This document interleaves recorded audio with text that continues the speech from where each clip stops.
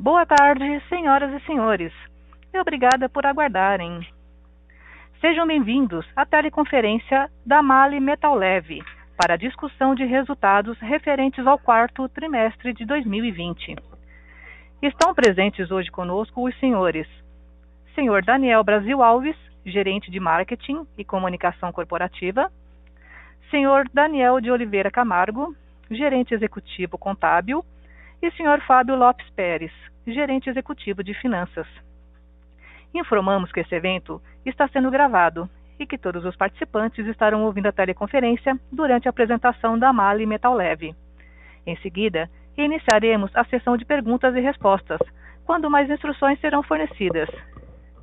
Caso algum dos senhores necessite de alguma assistência durante a teleconferência, queiram, por favor, solicitar a ajuda de um operador, digitando *0. Este evento também está sendo transmitido simultaneamente pela internet, via webcast, podendo ser acessado através do website de Relações com Investidores da companhia, onde se encontra disponível também a respectiva apresentação. A seleção dos slides será controlada pelos senhores. O replay deste evento estará disponível logo após seu encerramento. Lembramos que os participantes do webcast poderão registrar, via website, perguntas para a MAHLE Metal Leve, que serão respondidas após o término da conferência pela área de RI. Antes de prosseguir, gostaríamos de esclarecer que eventuais declarações que possam ser feitas durante esta teleconferência, relativas às perspectivas de negócios da MAHLE Metal Leve, projeções, metas operacionais e financeiras, constituem-se em crenças e premissas da administração da companhia, bem como em informações atualmente disponíveis para a MAHLE Metal Leve. Considerações futuras não são garantia de desempenho e envolvem riscos, incertezas e premissas, pois se referem a eventos futuros e, portanto, dependem de circunstâncias que podem ou não ocorrer. Gostaria agora de passar a palavra ao Sr. Daniel de Oliveira Camargo, que iniciará a apresentação. Por favor, pode prosseguir. Boa tarde a todos. Senhoras e senhores, sejam bem-vindos à teleconferência de resultados da MAHLE Metal Leve para falarmos sobre o ano de 2020. Antes de começarmos com a agenda, nós desejamos que todos estejam em segurança e saudáveis. E nesse sentido, em função também do cenário de pandemia que ainda se apresenta, gostaríamos de informar que a MAHLE continua a seguir rigorosos protocolos de saúde para manter suas operações ativas, visando mitigar aí o risco de contaminação pelo vírus. E apesar desse ano difícil, o esforço da administração e de toda a companhia resultou em entregas de resultado, como nós poderemos ver ao longo dessa apresentação. Ao final dessa apresentação, como já foi dito, estaremos à disposição para a sessão de perguntas e respostas. E seguindo então para a nossa agenda, no slide de número 2, temos os destaques do ano e também do último trimestre de 2020.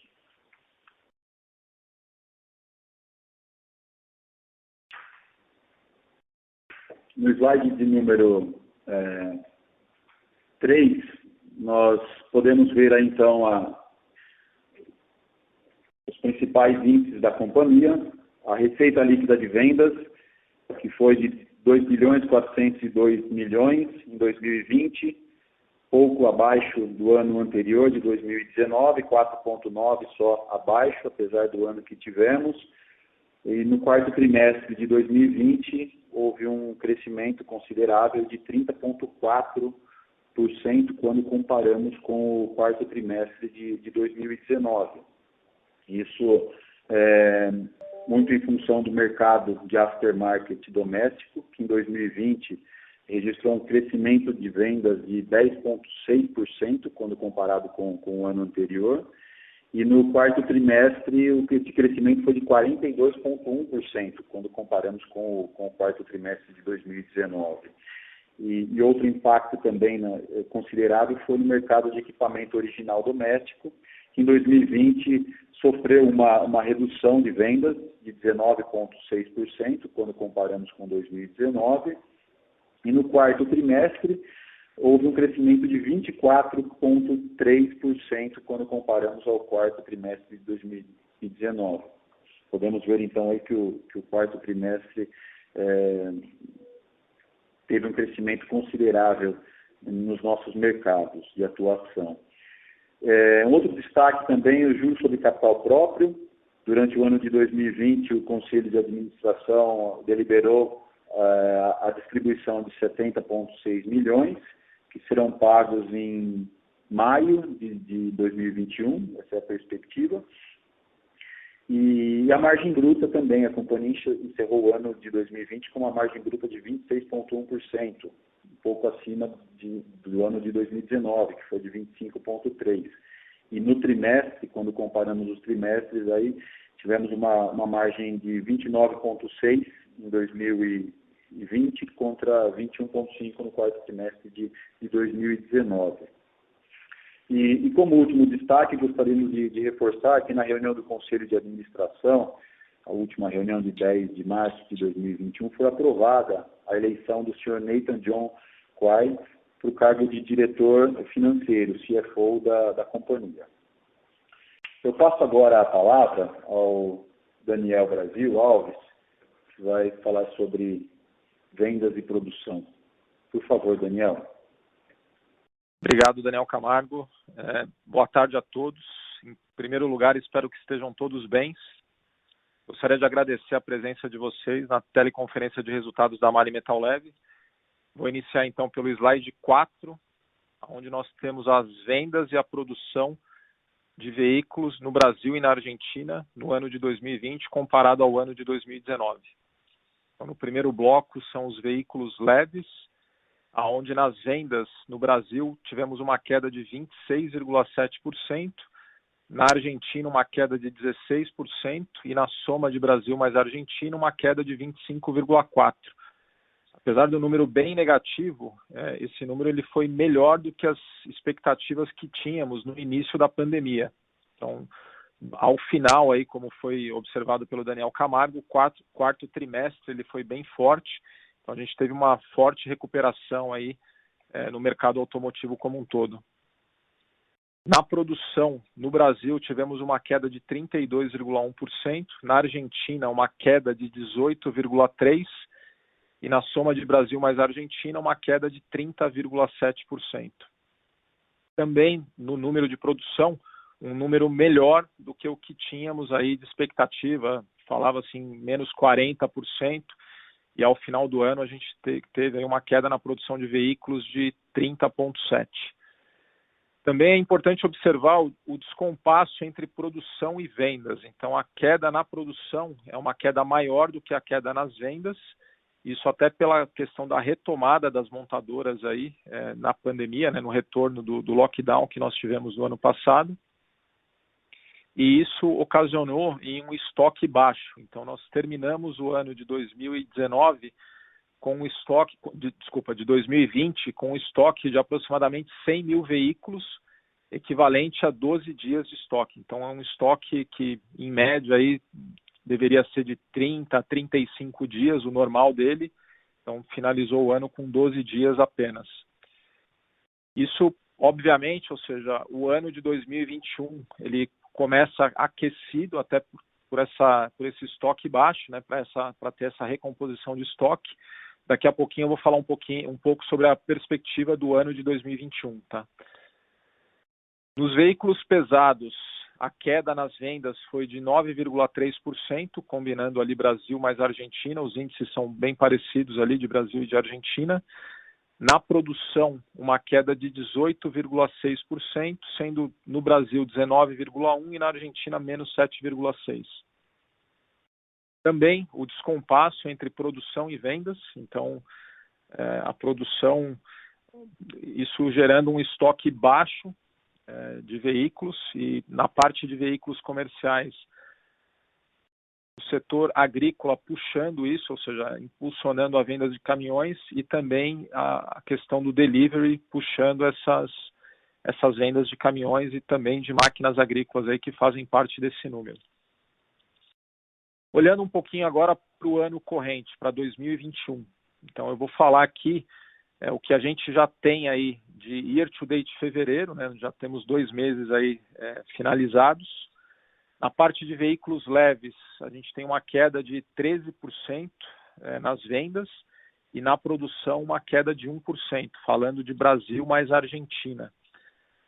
A perspectiva para o ano todo nas vendas é de um crescimento de 15%. Isso pela Anfavea, essa projeção da Anfavea, e também na Argentina, previsão da IHS de 15%. Então, olhando no início do ano, ou seja, esse número era até um número conservador, vamos falar assim, devido ao ano aí, a queda que a gente teve em 2020.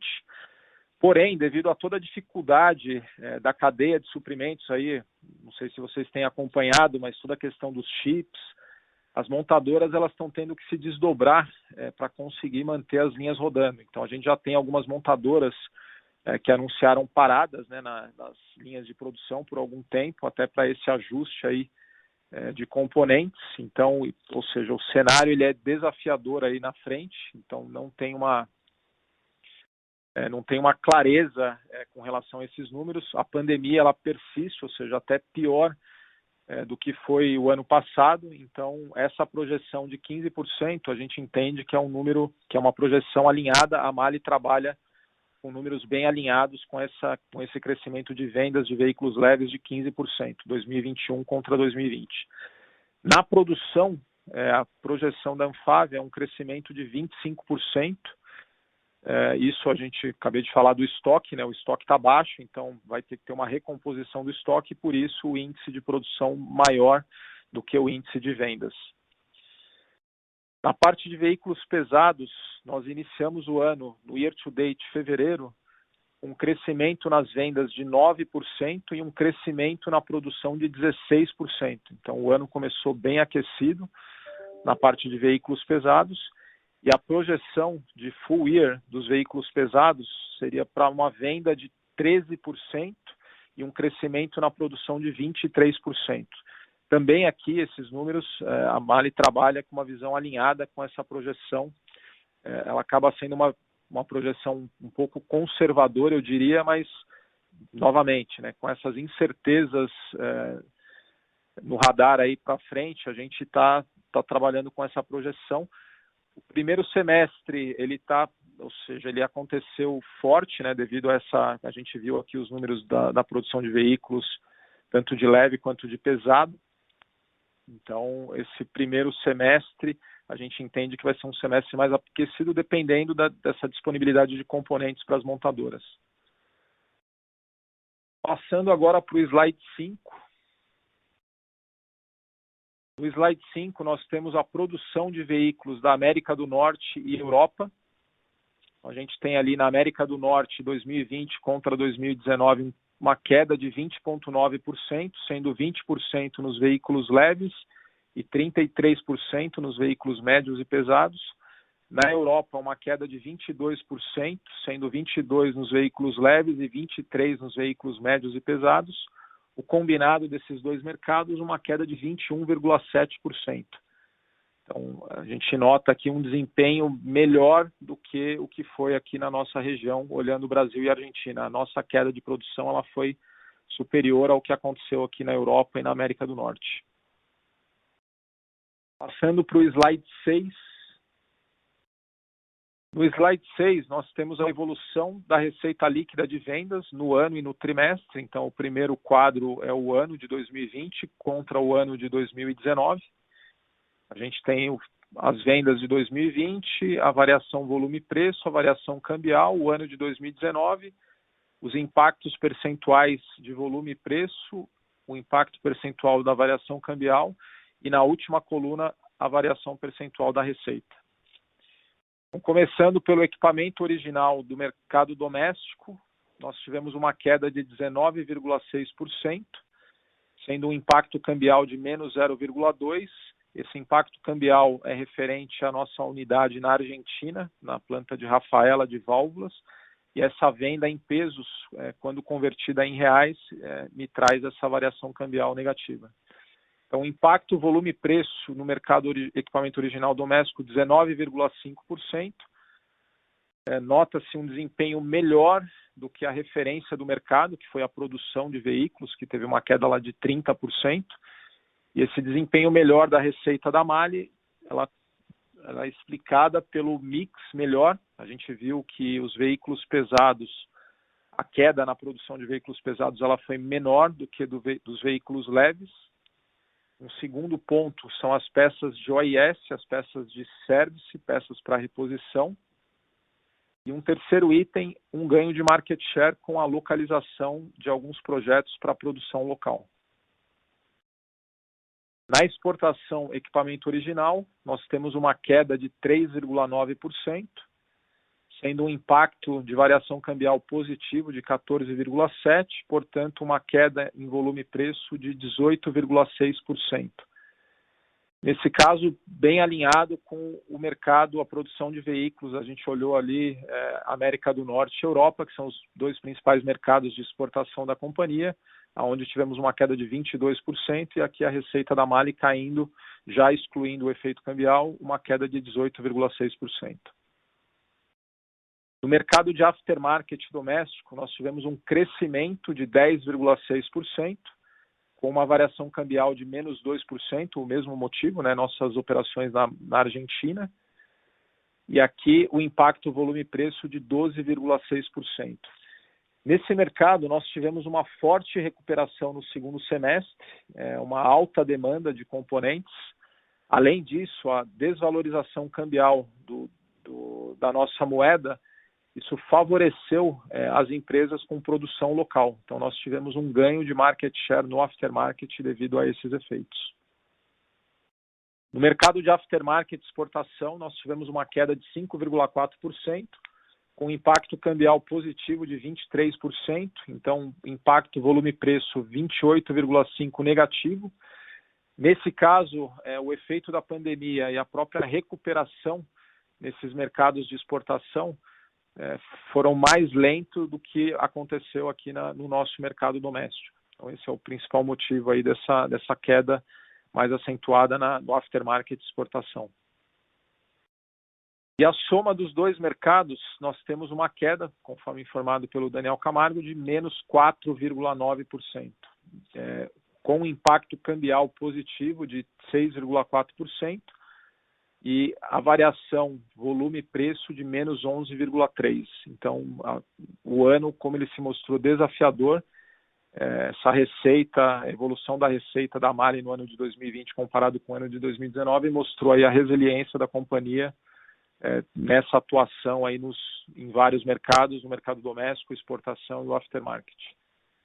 No quadro de baixo, nós temos a receita do trimestre, também como frisado aí pelo Daniel Camargo, 30,4% aí de aumento, foi a recuperação, o trimestre mais forte, inclusive algumas montadoras com férias de final de ano mais curtas do que o usual. Mesmo assim, a gente viu que o estoque de veículos terminou apenas com 12 dias. Então, eu não vou entrar muito no detalhe aqui, linha a linha, mas o quarto trimestre muito positivo aqui para a receita da companhia. Passando agora para o slide 7. No slide 7, nós temos a exportação consolidada por região geográfica. Tem grandes mudanças, a gente tem ali uma redução na América do Norte e um aumento da América do Sul nessa receita da exportação. Eu volto a palavra agora então para o Daniel Camargo para dar sequência na apresentação e estarei disponível ao final para as perguntas e respostas. Obrigado, Daniel Brasil. Continuando, então, no próximo slide, nós temos a margem bruta. Nós podemos ver aqui, então, que a nossa margem bruta aumentou, como já comentado nos destaques no primeiro slide, e que apesar da queda no montante de vendas, tivemos esse aumento, então, da margem bruta, isso fruto de iniciativas de ganho de produtividade, sinergias que foram conseguidas aí ao longo do ano. Uma observação a ser feita aqui é que isso seria ainda maior se nós excluíssemos os efeitos do MB2, que foram de 40,6 milhões aqui no custo das vendas.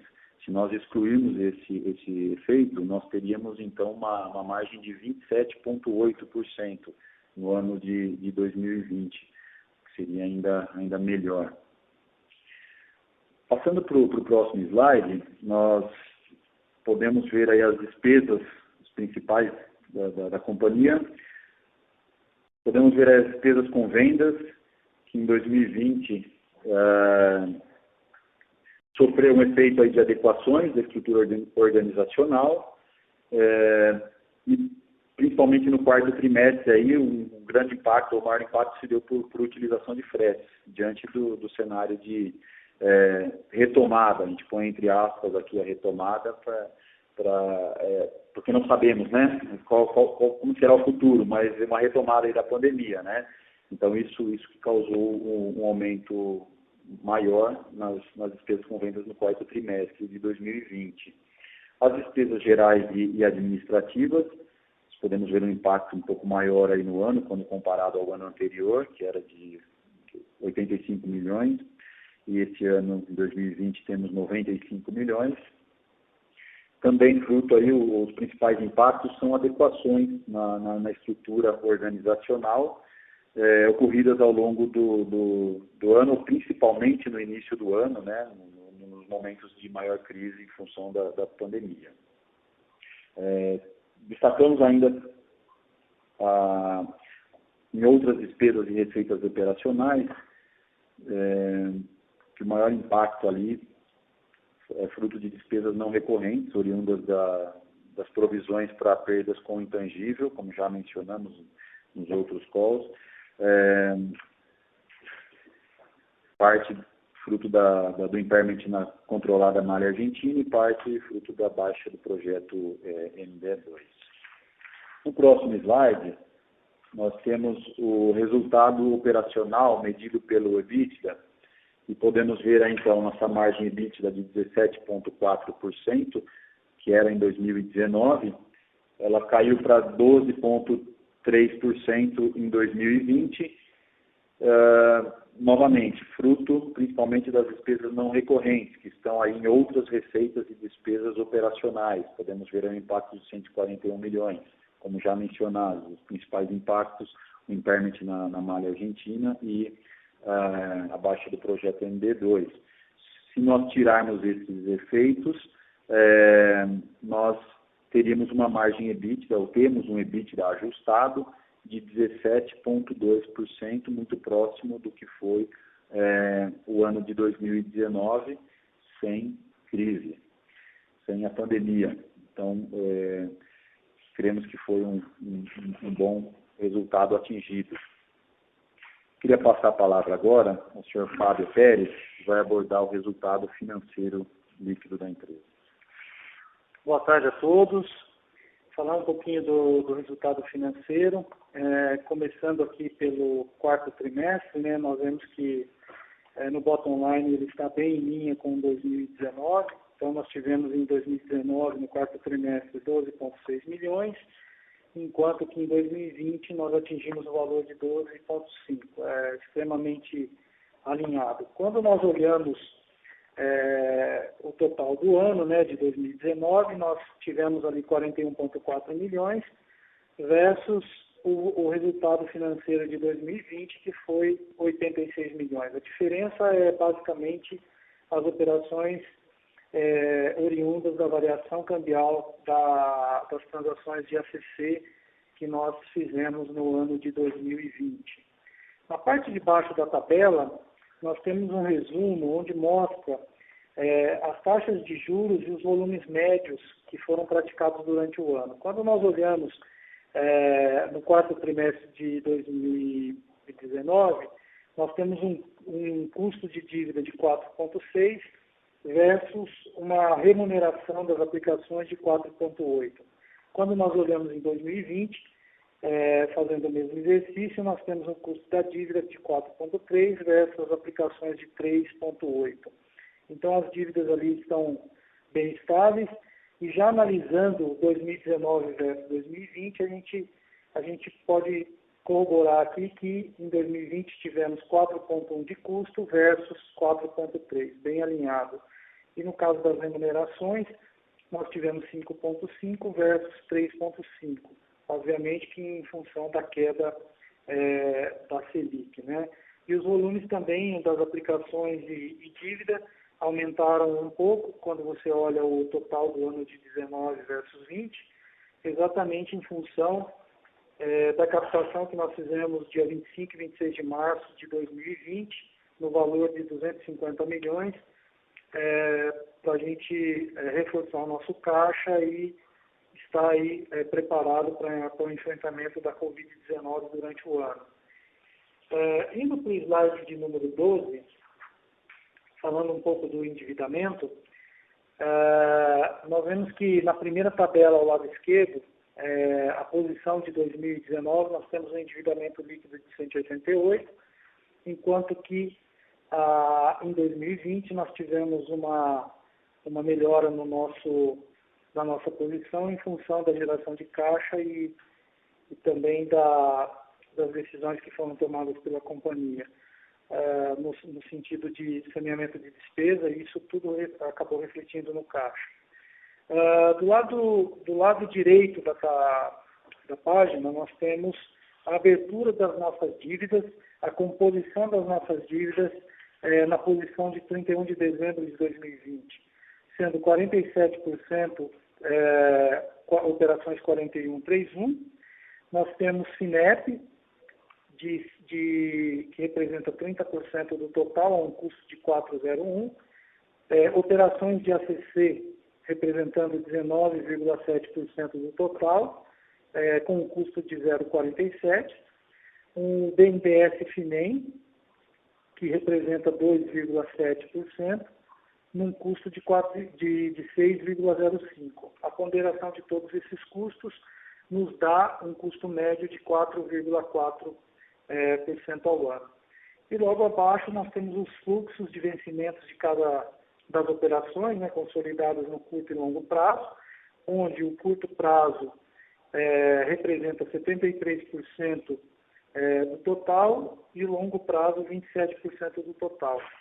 Então aqui nós temos um pagamento aqui nesse mês para ser feito de 265 milhões, que é exatamente o que eu comentei anteriormente, que corresponde às tranches que nós captamos no passado para reforço do nosso caixa.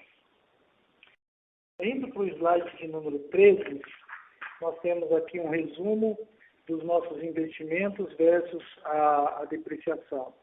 Então, nós tivemos aí no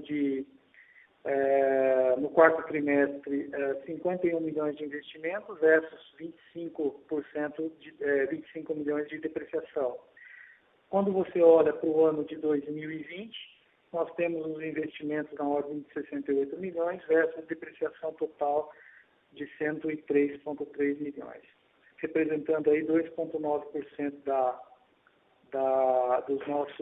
nossas receitas líquidas e representando 66,4% do total de depreciação. Obviamente que está um pouco abaixo, né, da depreciação aqui, os valores de investimento, em função da situação severa que nós enfrentamos aí durante o ano de 2020, as incertezas que vieram e todo o cenário pandêmico que ocasionou aí uma série de lockdowns e etc.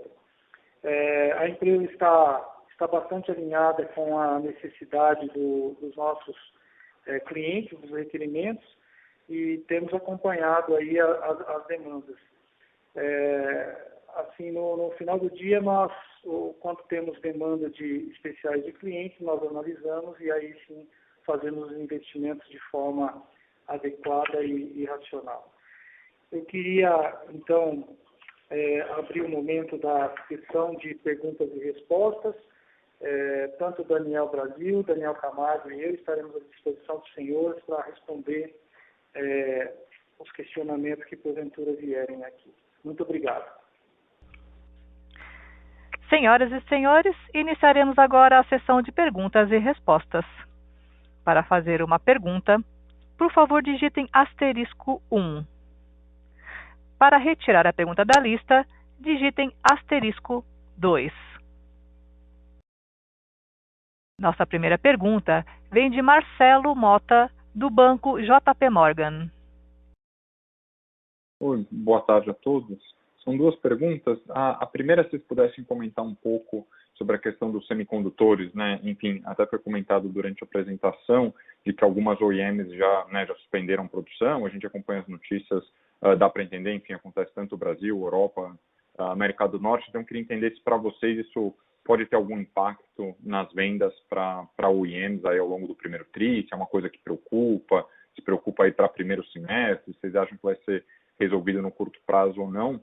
E a segunda pergunta é sobre margem bruta, né? Vocês também explicaram das questões das sinergias, das eficiências. Eu queria entender um pouco se custo de matéria-prima poderia impactar um pouco essa margem daqui para frente, se vocês acham que o nível que foi reportado agora no quarto tri é sustentável ou não. São essas duas perguntas, gente. Obrigado. Marcelo, Daniel Brasil falando. Obrigado aí pelas perguntas. Eu vou tratar do primeiro item aí, que é a questão dos semicondutores. Como falado, tá, já tem paradas anunciadas em algumas montadoras ou seja, a cadeia como um todo, as montadoras elas estão se desdobrando para conseguir manter as linhas rodando, tá? Então o estoque ao final de fevereiro, ele ainda está no nível próximo de 100 mil veículos, então ainda é um estoque relativamente baixo. Então isso, ou seja, eles estão ajustando o mix na linha de produção, fazendo embarque aéreo desses componentes, fazendo já essa compra antecipada, objetivando ter o mínimo impacto possível. Tá? A MAHLE tem acompanhado as carteiras dos clientes, então a gente tem os pedidos, não tem uma visão clara dessas paradas futuras, ou seja, não tem nenhuma confirmação além do que a gente já tem de oficial, vamos falar assim, mas a gente sabe que o risco ele está bem próximo e ele é iminente. Tá? Então, a gente tem trabalhado bem próximo com as montadoras, avaliando isso para a gente ter o quê? Uma reação rápida para atendimento ou para tirar um pouco o pé do acelerador para atender. Então, ou seja, o impacto nas receitas da MAHLE nesse mercado, obviamente, se a montadora tiver que parar uma semana, alguma coisa do tipo, isso vai impactar mais na porção de vendas do mercado original. Isso, a princípio, a gente não espera uma parada generalizada, tá? Todas as montadoras parando ao mesmo tempo. Então, pode ser que você pare uma montadora A e você aumente a produção para uma montadora B. Então, cada uma aí tem o seu pipeline, o seu estoque de segurança com relação a esses componentes. Então, não tem uma visão muito clara, vamos falar assim, desse impacto, mas a gente está monitorando bem de perto essa movimentação. Tá? E não só de semicondutor, tá? A gente está falando aí de matérias-primas também, ou seja, até mesmo o papelão, a questão de pneu. Então, essa retomada, ou essa aceleração, a cadeia de suprimentos ela está bem estressada para conseguir fazer a coisa acontecer, tá? E quem está, ou seja, a gente até nota aí algumas mudanças aí de market share aí, dependendo da situação de cada montadora, tá? Não sei se eu respondi a sua primeira pergunta. Não, bastante claro. E a receita é aquilo, né? Nessa porção, a gente tem a porção do service, a gente tem a porção do aftermarket, como eu comentei, aumentou bem a demanda, então a gente tem aí até um volume para ser atendido ainda, então a gente tem algum débito, vamos falar assim, para as nossas unidades de negócio produzirem e entregarem para a nossa unidade de aftermarket, então você consegue fazer um redirecionamento das linhas de produção para atender diferentes mercados aí, tá?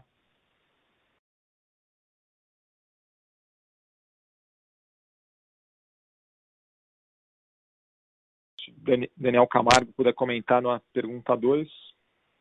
Sobre a segunda pergunta, referente aos impactos na margem, de fato, fruto aí de um esforço, negociações com os fornecedores, a gente não sofreu grandes impactos nos custos nossos de matéria-prima e de outros produtos, entendendo que todos estão aí passando pela crise num bom diálogo com os nossos fornecedores. Mas sobre o futuro, o que a gente não consegue prever aqui, o quanto teremos de aumento, o quanto seremos pressionados aí, o que a gente pode dizer é que a gente sempre tenta repassar isso para os clientes. nem sempre conseguimos na mesma proporção, mas esse é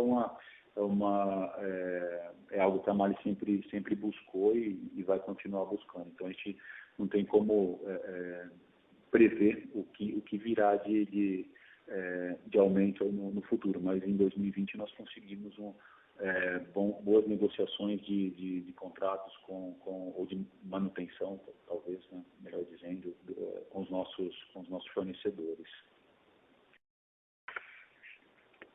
Perfeito, muito obrigado. A próxima pergunta vem de Fernando Leitão, do Jardim Botânico Investimentos. Senhores, bom dia, obrigado aí pelo call, parabéns pelos resultados, que surpreendentes aí de uma certa maneira no último trimestre, né? Eu gostaria de fazer uma pergunta relacionada ao centro de pesquisa de vocês. Pelo que eu entendi, ele foi desativado, né?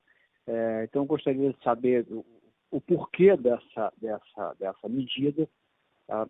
E a outra pergunta olhando o histórico, né, de vendas da Metal Leve, a gente vê aí desde 2015 até 2020. 2020 é um ano atípico, mas de qualquer maneira, até 2019, a gente vê um crescimento das receitas bem abaixo de outras empresas de autopeças. É claro que não existe uma empresa de autopeças igual a Metal Leve, com o mesmo mercado da Metal Leve, mas a gente vê algumas empresas que fornecem para veículos pesados ou carrocerias, ou motores, ou chassi. Quer dizer, a gente consegue ver que o mercado de veículos leves é que puxa ou que segura o crescimento do faturamento da Metal Leve ao longo desses anos, né, de 2015 até 2020. O que é Metal Leve? Quer dizer, eu me lembro que há pouco tempo, relativamente, alguns anos atrás, ela ingressou no segmento de filtros, então isso deu proporcionou uma variedade maior nos produtos dela. Quer dizer, o que a Metal Leve está fazendo assim, de efetivo para tentar depender menos, né, do mercado de veículos leves? Tá? Obrigado, bom dia. Bom, Fernando, Daniel falando, tá? Primeiro, obrigado aí pela sua pergunta. Bom, primeiro, no primeiro item aí com relação ao Centro Tecnológico da Mali, eu não sei aonde que você viu essa informação, mas ele não foi desativado, tá? Ele continua a todo vapor, ele fica ali em Jundiaí, ou seja, no entroncamento entre a Bandeirantes e a Anhanguera, então ele está a todo vapor. Obviamente, a gente não está tendo visitas devido à questão da pandemia, mas os testes continuam rodando, ou seja, os engenheiros continuam trabalhando, então o Centro Tecnológico da Mali ele está ativo, tá? Ele não foi desativado, então essa informação de desativação ela não procede, tá? Com relação ao segundo ponto, que é a questão da receita da Mali, e utilizando o ano de 2015 como referência, se a gente olhar o mercado automotivo, a produção de veículos de 2015 comparado com o ano de 2020, a gente está falando aí de uma queda de produção de 25%.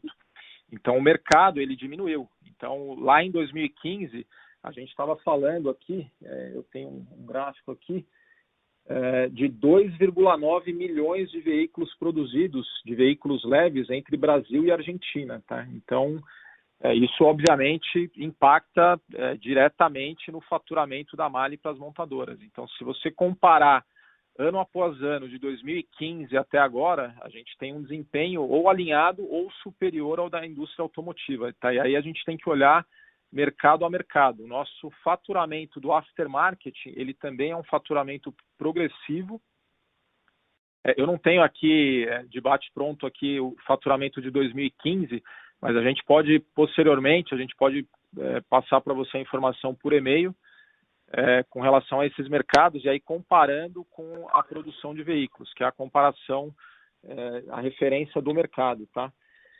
Com relação à diversificação do portfólio, tá? A gente tem trabalhado, ou seja, em novos produtos, em novas tecnologias, para estar alinhado ao segmento automotivo. A gente tem isso tanto no veículos leves, pesados, aplicações, máquinas agrícolas, e acompanhando o desenvolvimento tecnológico desses veículos, tá? Então, a MAHLE trabalha no centro tecnológico nesse desenvolvimento de novos produtos e novas tecnologias, tá? Você deu um exemplo aí de filtração, foi lá atrás, né, já faz algum tempo que a MAHLE entrou nessa linha. Agora, no futuro aí a gente está falando de híbridos, então, ou seja, a MAHLE continua trabalhando no portfólio para atendimento dessas demandas das montadoras, tá? Eu não sei se eu respondi a sua pergunta aí, se ficou claro. Respondeu sim. Eu fico satisfeito até pelo meu erro, né, com relação ao centro de pesquisa, porque eu sempre tive uma ideia como ser um centro de referência, né? Inclusive a própria matriz, né, ela faz pesquisas aí no centro. Então, que ótimo. Obrigado, sim. Respondido. Sem dúvida. E era lá em Santo Amaro, né, na época da Metal Leve, né? Agora, como MAHLE Metal Leve, já fazem 10 anos que a gente migrou ali. É um prédio bem bonito ali no quilômetro 48 ali da Bandeirantes. A gente, após essa pandemia, a gente pode até combinar alguma coisa aí, uma visita para você ver lá o centro tecnológico e as atividades que estão sendo desenvolvidas lá, tá? Fica o convite aí. Tá ótimo. Obrigado pelo convite e vou aceitar, sim. Um abraço. Valeu. Senhoras e senhores, lembrando que para fazer perguntas, basta digitar *1.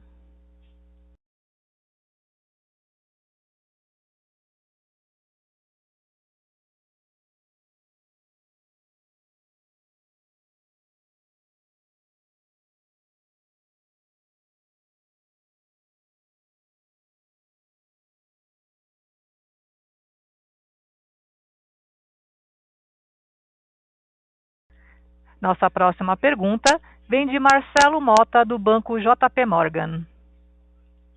Oi, obrigado por aceitarem mais uma pergunta.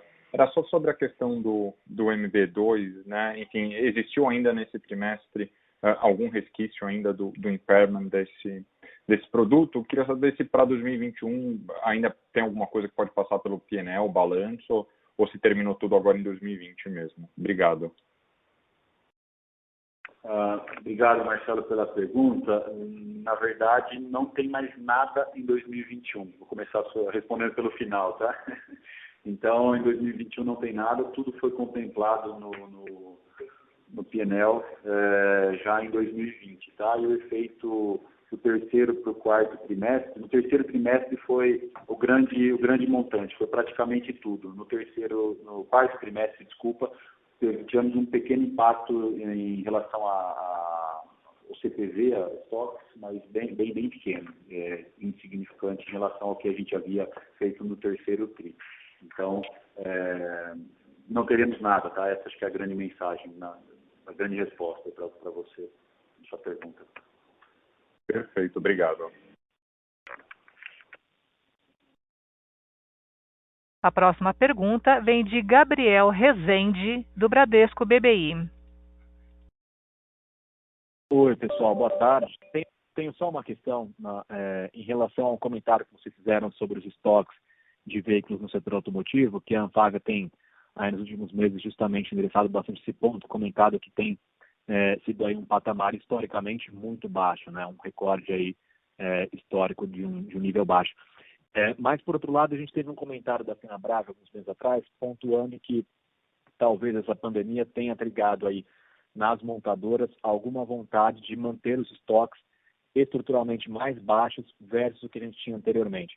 Então, enfim, queria entender a visão de vocês, se vocês enxergam, uma vez que a gente saia dessa crise, que a gente consiga normalizar a produção de veículos, se a gente poderia esperar os estoques de veículos voltando para os patamares históricos, ou se faria sentido pensar em um nível talvez um pouco maior do que a gente tem hoje, mas bem menor do que a gente sempre teve as montadoras operando aí historicamente. Bom, Gabriel, Daniel Brasil falando, tá? Obrigado aí pela sua pergunta, muito boa pergunta, e você até já parcialmente respondeu ela, tá? Ou seja, o estoque, obviamente, quanto menor, melhor, só que é aquilo, a gente tem que ter o produto disponível para entrega para o cliente, para até não correr o risco de perder a venda, tá? Então, o estoque, usualmente, ele rodava entre 30 a 35 dias. Então, esse patamar, talvez ele seja um pouco menor, porém, abaixo de 20 dias, e aí você tem até uma questão de mix de produto, né? Às vezes você tem um carro disponível, mas o que está vendendo mais ou o que está aumentando a demanda é um outro, então isso acaba aumentando o estoque por si só, tá? Então, qual vai ser esse novo número de estoque? A gente ainda não sabe. Ele deve ser, sim, um patamar menor do que era historicamente, até por essa questão financeira. Porém, é aquilo, às vezes acaba acontecendo do consumidor ir atrás de um veículo e se ele tiver um prazo muito longo de espera, ele acaba mudando de opinião e acaba comprando o carro de uma outra montadora. Então, isso acaba sendo uma ansiedade aí do consumidor de ter o bem, de ter o veículo. Então, a gente entende que deve diminuir um pouco, mas não muito, tá? Até hoje a gente tem alguns modelos aí com uma alta fila de espera aí para receber o veículo, ok? Não sei se eu respondi sua pergunta. Sim, perfeito. Muito obrigado. Senhoras e senhores, lembrando que para fazer perguntas, basta digitar *1.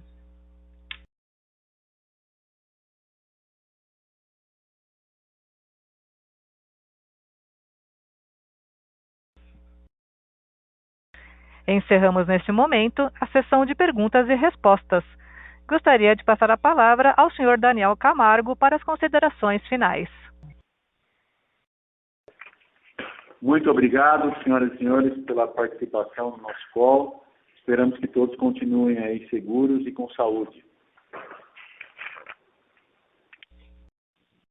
A audioconferência da MAHLE Metal Leve está encerrada. Agradecemos a participação de todos. Tenham uma boa tarde e obrigada por usarem Chorus Call.